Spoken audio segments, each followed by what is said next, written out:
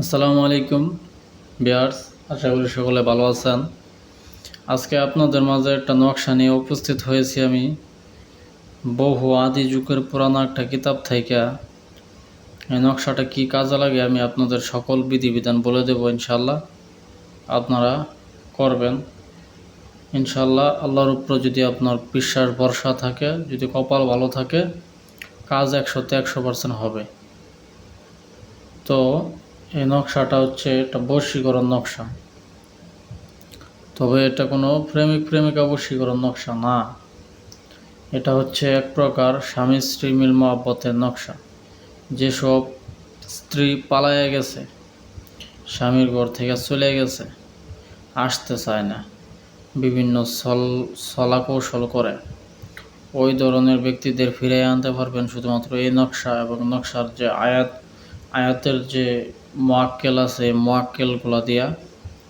দেখেন, একটা বড় ঘর দেখতে পারতেছেন, 4 ঘর ভাই 5 ঘরের একটা ঘর। এখানে কিছু আয়াত লেখা আছে, কিছু আরবি নাম্বার দেওয়া আছে। আপনাকে সাদা কাগজে জাফরান কালি দিয়া শনিবারের দিন ফজরের নামাজ পড়া এটা অঙ্কন করতে হবে। অঙ্কন করিয়া আপনাকে 1 বালতি পানির মধ্যে স্বর্ণরূপা চুবাইতে হবে। এখন আমি আপনাদের বলে দিই, এখন বলবেন যে আমি তো এত ধনী মানুষ না, স্বর্ণরূপা পাবো কোথায়?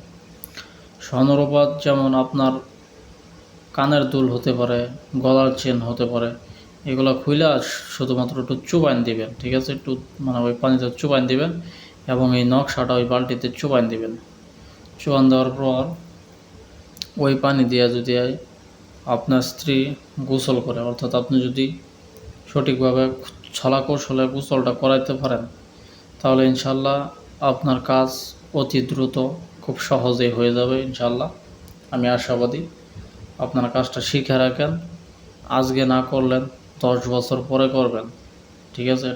এটা পুরাতন কিতাবের কাজ। এই কিতাবের কাজগুলো খুবই সঠিকভাবে হয়। ইনশাল্লাহ আপনারা ভালো থাকবেন। সকলের জন্য দোয়া রইল। আসসালামু আলাইকুম।